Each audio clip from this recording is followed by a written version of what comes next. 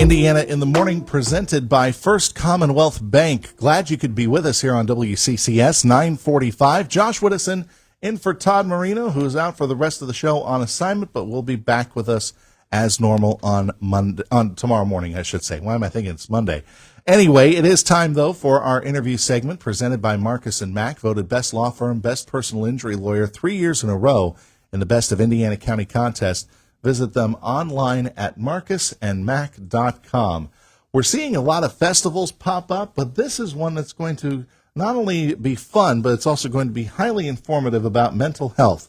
And joining me to talk about the upcoming Connecting and Thriving Mental Health Carnival is Aggie Hockenberry with the Indiana County Community Support Program. How are you doing this morning? I'm well. How are you? Doing well. Thank you very much. So maybe you can tell us a little bit about this organization, because I don't think a lot of people may know that it's out there. No. So the Indiana County Community Support Program is a group of people that are either agencies, consumers of mental health, family members of mental health, and we're here to unite consumers and families and to improve the opportunities for mental health awareness, and so people can reach their full potential and have success in their lives if they have a mental health diagnosis. I noticed that is a topic that is definitely on your mind, because your shirt is actually, yes, it's got all the positive messages, like it's okay to not be okay, fight the stigma. Mental health is something that people should be taking very seriously nowadays. The community support program meets at the Chevy Chase Center the first Thursday of the month at 1 o'clock. Mm-hmm. So we usually have a speaker, and then agencies do some updates along with, we're there if a person, a consumer, or a family member has a problem with their mental health services. They can come and we can kind of try to help them maneuver that and guide them or give them the support that they need. So this organization, how long has it been around in Indiana now? Oh, I would say over 10, 15 years. Wow. Yeah. Okay. So again, not many people know. No, not a lot of people. A lot of providers know about it. The community, I think, is more unaware. Yeah. And we're hoping to get that out there, because we would love people to come and be a part of it and tell us their experiences with their mental health services. So talk about if the average person wanted to avail themselves, they would just go to the Chevy Chase Center, as you said, at during 1 your o'clock meeting? On the first Thursday of the month. That's where we meet. Okay. Also, they could reach out to me too if they needed to, and I could, give them some help, or we could talk or whatever. So yeah, but we're all there. There is a person from the BDHP, which is that oversees all mental health services in Indiana County. They come. There's providers that come. There's the mental health ombudsman or that comes for Indiana and Armstrong County. So he's there. So if you would ever need any help advocating for yourself, or if you had a problem, they're there also. This sounds like a great organization. It is. It is. And we also have speakers about different topics too each month. So next month we'll be actually doing a focus group on the needs of the community and the people for mental health. So all right, so that's down the road. But coming up this weekend, this Friday afternoon, is going to be a mental health carnival. Now, that's normally, you don't see those two things combined in the same expression, but it looks like it's still going to be a lot of fun. It is, yeah. So we have approximately 30 vendors from different agencies and organizations that will be set up. They'll have their information. We're just trying to connect people to the resources in their communities. And they'll have, some vendors will have activities, like I work for NAMI Keystone PA, which is the National Alliance on Mental Illness. So we're going to have a duck pond. Okay. There will be food. So we have pizza, popcorn, snow cones, cotton candy, water, cookies, chips, hot dogs. That is all free. Along with, we're going to have one of the commissioners come, and they're going to do a proclamation that May is Mental Health Awareness Month. Nice. Along with then Chelsea Baroni, she'll be just talking about the importance of mental health. And then we're going to, at 4:45, During it, we're going to have a color splash with holly powder. Okay, so for people who are not familiar with it, I mean, we've seen color runs. Right. Right? Same sort of idea? Same sort of idea, but we're all just going to gather and throw it up in the air and get the holly powder on us in support of mental health. And then following that is a foam party. A foam party. So foam you're just party. gonna fill an area with a whole big amount of soap bubbles. Yep, and you can just come and play. There'll be some photo ops too there, along with there's a DJ and a balloon artist. Trying to think if I forgot anything. I don't know. But you said that some of the providers and are providing some games as well. Games and swag, everything. Yep. All right, excellent. I mean, that's a busy day. What we should say where and when it is. It is at Mack Park from 3 to 6 on Friday. And you said that color splash will start at 4:45, and correct. the foam party right after that. Right after that, yes. And then if anybody's inclined, they could wear a white shirt. That'll make the color show up really right. nice. And then from what I hear is you can take that shirt home and put it in vinegar, and then it kind of looks like tie-dye, and the color will stay in. Oh, okay. So that's how that's done. And, Yeah. and if people are worried they can wash it off, don't worry. Right. It all comes out. Yep.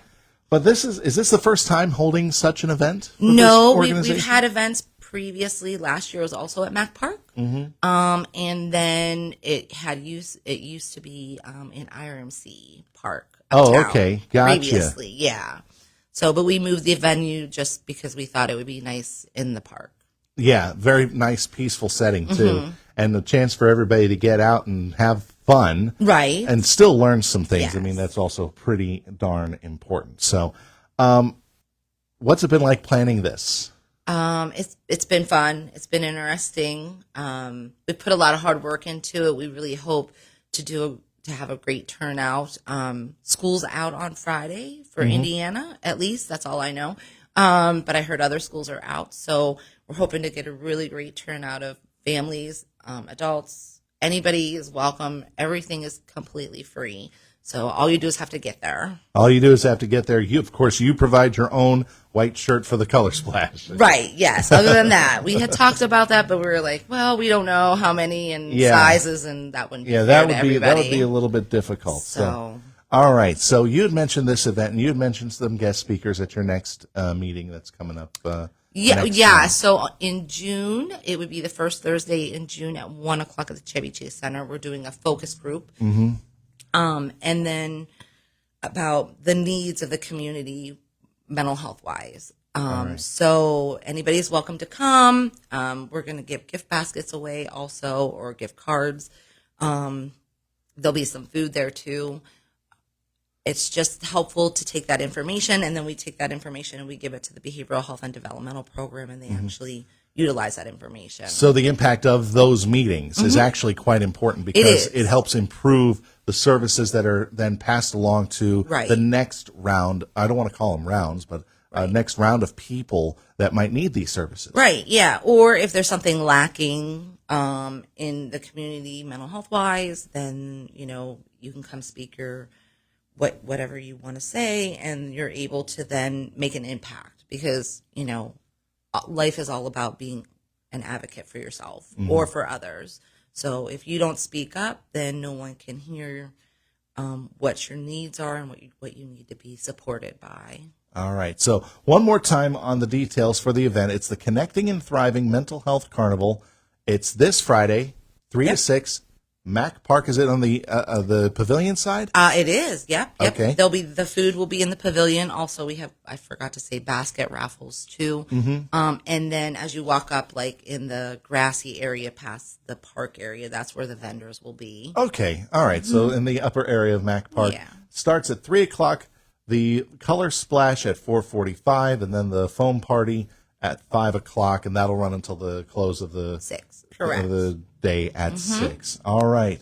Anything else that you wanted to talk about, Aggie, before we say goodbye today? Not that I can think of. I just hope that everybody will recognize the importance of mental health. I think that we all need to look at it as part of our physical health because it is.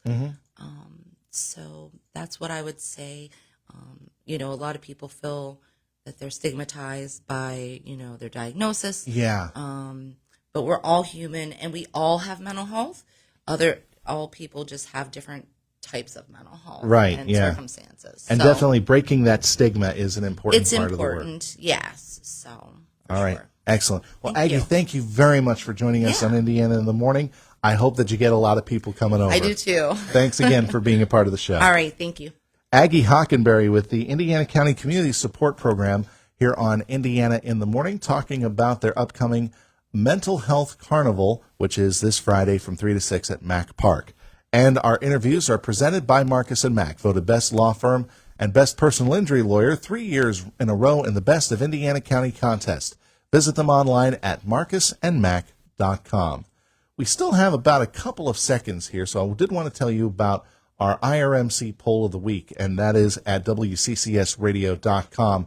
The spring has been a difficult one for first responders, fatal accidents, wildfires, the storms, power outages. So our question to you, and it's your opinion, what are the biggest challenges facing volunteer fire companies? Well, at the end of voting, which was yesterday, the result on WCCSradio.com said that we had a lot of people thinking that they had a lot of problems. The choices were personnel, equipment, mandates, the danger, all of the above, or some other factor. 63% of those who voted in our poll said that all of the above were factors in the biggest challenges facing volunteer fire companies. 20% say personnel, with the average age of a Pennsylvania firefighter being 48. Equipment being the next one, and a tie between danger and the mandates, and some other factor involved as well. So that is our poll. We'll have a new poll question coming up very soon here on our website, WCCSradio.com. It is the IRMC Poll of the Week, brought to you by Indiana Regional Medical Center. Better health, better life.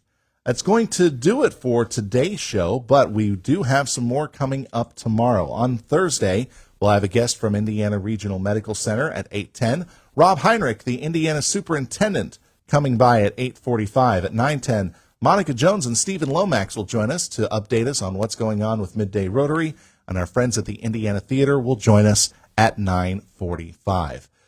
I want to thank Matt Lewis for coming in and helping out with the news and also making sure that our videos were run today. Todd Marino will be back with us tomorrow morning at our normal time. So until we see you tomorrow morning, I'm Josh Whittison. As always, thanks for listening. Neighborhood. Your place looks great. So what's next? Installing a pool? Building a golf course? I wish! Right now we just need landscaping, mulching, and cleanup. Oh, and figuring out how to tame this